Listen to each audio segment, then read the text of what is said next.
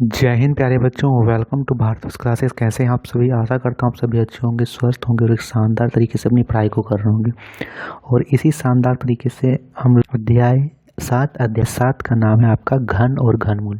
देखिए, हमने पिछले वीडियोस में अपने अध्याय 6 को समाप्त किया था।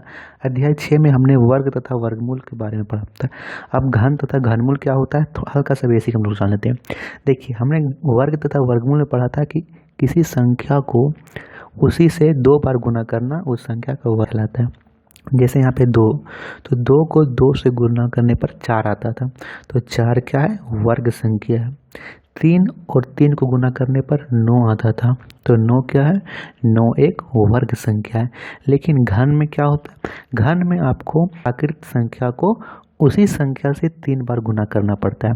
जैसे आप 2 ले रहे हो तो 2 को 2 से ही 3 बार गुना करोगे। 2 गुने 2 गुने 2, 2 दूनी 4, 4 दूनी 8, अर्थात 2 का घन 8 हो जाएगा। ऐसे हम लोग इसको ऐसे भी लिख सकते हैं 2 और इसके पावर में 3 है, क्योंकि इसे हम लोग 3 बार गुना कर रहे हैं तो 8 होगा।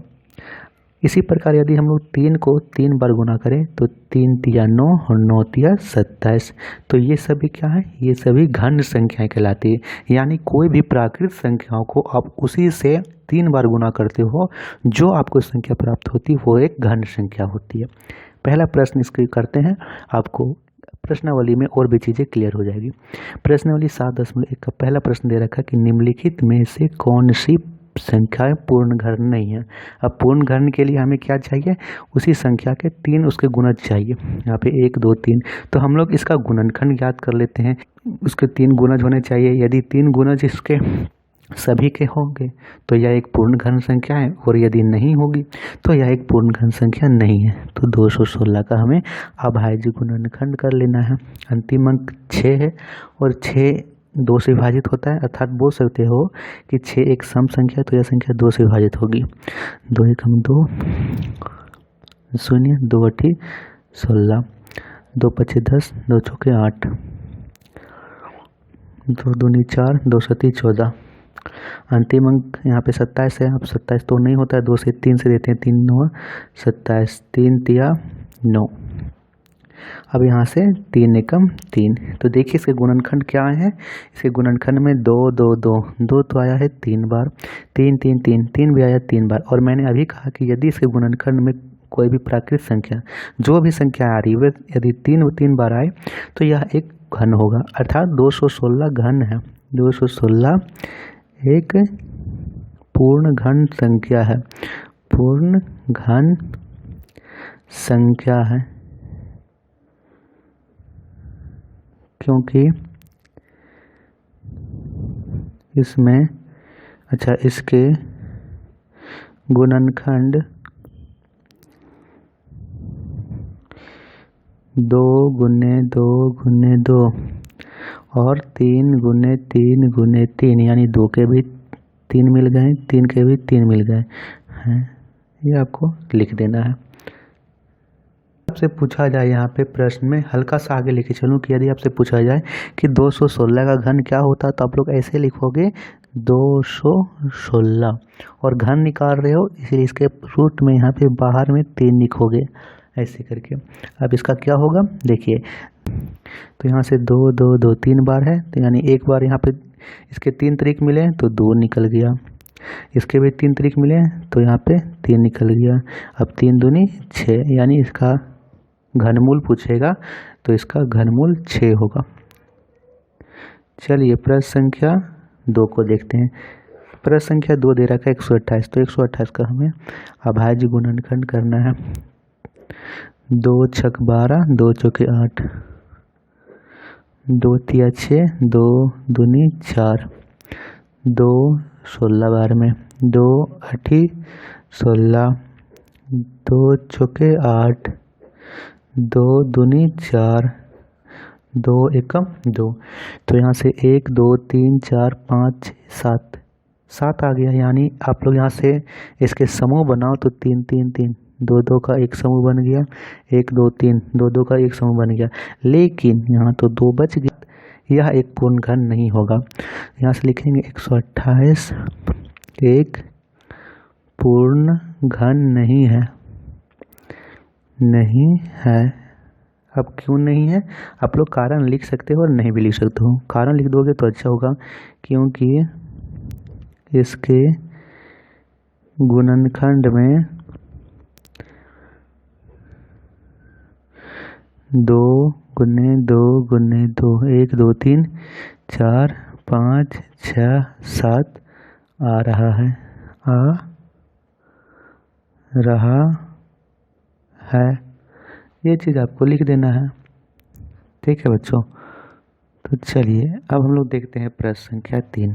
प्रश्न संख्या 3 दे रखा है कि 1000 है, तो 1000 में यहाँ पे हम लोग कर लेते हैं इसका अभाज्य गुणनखंड।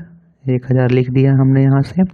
अंतिम अंक 0 है तो 2 से होगा, 2 5 10 0 0 2 दूनी 4 2 5 10 0 2 एकम 2 2 दूनी 4 2 5 10। अब अंतिम अंक 5 2 7 8 5 से जाएगा, 5 दूनी 10 5 5 25 5 5 25 और यहाँ पे 5 एकम 5। देखिए आप लोग यहाँ ध्यान से, यहाँ पे 5 5 5 इसके समूह में तो 3 5 आ गया, और यहाँ पे 2 के भी समूह में 2 का भी 3 समूह बन गया। अर्थात हम लोग यहाँ पे कह सकते हैं कि 1000 एक पूर्ण घन है। क्यों, यहाँ पे 2 का यदि हम लोग लेते हैं तो 2 के भी समूह में 3 है और 5 के भी समूह में 3 5 है। अर्थात हम लोग इसके कह सकते हैं कि यह 1000 एक पूर्ण घन है, पूर्ण घन है, क्योंकि इसके गुणनखंड 2 गुने 2 गुने 2 5 गुने 5 गुने 5 है। 2 के भी 3 2 के भी एक 2 का भी एक समूह बन गया, 5 का भी एक समूह बन गया, और इन दोनों में 3 3 सदस्य हैं। और यदि आपको इसका घनमूल पूछे 1000 का घनमूल, तो क्या होगा, यहाँ से 2 के एक समूह मिले हैं तो 2, 5 के एक समूह मिले हैं तो 5 और 5 दूनी 10, इसका घनमूल 10 होगा। यानी आप लोग 10 को 3 बार लिखो, 10 गुने 10 गुने 10, तो आपको जो संख्या प्राप्त होगी वो 1000 होगी। तो चलिए अब हम लोग देखते हैं प्रश्न संख्या 4। प्यारे बच्चों, प्रश्न संख्या 4 दे रखा है 100, तो 100 का हमें अभाज्य गुणनखंड करना है। 2 5 10 0 2 दूनी 4 2 5 10 5 5 25 5 एकम 5। यहाँ पे ना तो 2 के समूह में 3 सदस्य आए, ना 5 के समूह में 3 सदस्य आए, यानी 2 का 2 ही सदस्य है, 5 का 2 ही सदस्य है। अर्थात 100 एक पूर्ण घन नहीं है, 100 एक पूर्ण घन नहीं है, नहीं है। क्यों नहीं है, क्योंकि इसके गुणनखंड में 2 गुने 2 गुने 5 गुने 5 आ रहा है। यदि 2 का 3 सदस्य होते और 5 के भी 3 सदस्य होते तब तो यह एक पूर्ण घन होती। वैसे आप लोग यहाँ पे प्रश्न से ही देख सकते हो। प्रश्न संख्या 5 दे रखा है 46 65 6 46,656, तो 46,656 लिख लेंगे।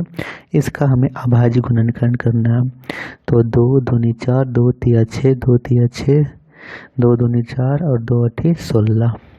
फिर से 2 एकम 2 2 दूनी 2 एकम 2 2 एकम 2 2 छक 12 2 छक 12 2 चौके 8। फिर से 2 से जाएगा, क्योंकि अंतिम अंक जब तक आपको एक सम संख्या प्राप्त हो 0 2 4 6 8, तब तक आपको 2 से देते जाना है। 2 5 10 2 8 16 2 3 6 2 दूनी 4 2 दूनी 4 2 9 18 2 एकम 2 2 छक 12 2 एकम 2 2 चौके 8 2 5 10 2 8 16 2 7 14 2 7 14 2 दूनी 4 2 9 18 अब अंतिम अंक 9 है, तो यहाँ से देख लेते हैं 9 है। यदि यहाँ पे देखिए, अब आपको 2 से तो होगा नहीं, 3 से कैसे चेक करेंगे? यदि इनके अंकों का कुल योग 3 से विभाजित होता है तो यह संख्या 3 से विभाजित होगी। 9, 10, 11, 11 और 7, 18, 18, 9, 3 का फाड़ा मारा है तो यह भी 3 से जाएगा। 3 दूनी 6, 3 चौक 12, 3 तिया 9, 3 अठी 24, 3 एकम 3, 3 दूनी 6, 3 सत्ते 21, 3 नवा 27 और 3 तिया 9, 3 एकम 3। तो इसके गुणनखंड में 1, 2, 3, 4, 5, 6, 2 तो आ रहा है 6 बार, यानी यदि हम लोग इसके सदस्य बताएं तो 2 और 2, 2 सदस्य बन जाएंगे। 1, 2, 3, 4, 5, 6 और 3 भी आ रहा है 6, यानी इसके दो सदस्य तो 2 के बनेंगे, इसके 2 समूह बनेंगे, 2 का भी 2 समूह, 3 का भी 2 समूह। तो लिखेंगे 46,656 एक पूर्ण घन संख्या है, घन संख्या है, क्योंकि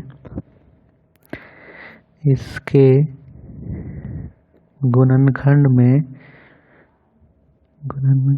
में क्या आ रहा है? 1, 2 तो आ रहा है 6 बार, 1, 2, 3, 4, 5, 6 और 3 भी आ रहा है 6 बार, 1, 2, 3, 4,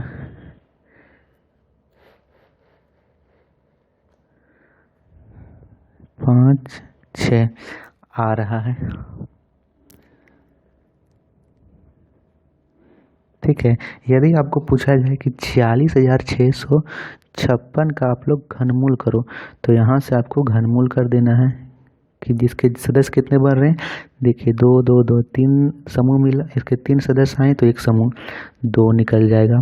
1, 2, 3 एक समूह यहाँ बना तो यहाँ से 2 निकल गया। 3, 3 के एक समूह बन गया तो यहाँ से 3 निकल गया, और फिर से यहाँ 3, 3, 3 एक समूह बन गया तो 3 निकल गया। अब इसकी गुना कर दो, 2 दूनी 4, 4 तिया 12, 12 तिया 36, यानी आपको 36 को 3 बार गुना करोगे तो आपको 46,656 प्राप्त होगा। तो प्यारे बच्चों, ये था प्रश्नावली 7.1 का प्रश्न संख्या 1। आशा करता हूँ कि आप सभी को समझ में आया होगा।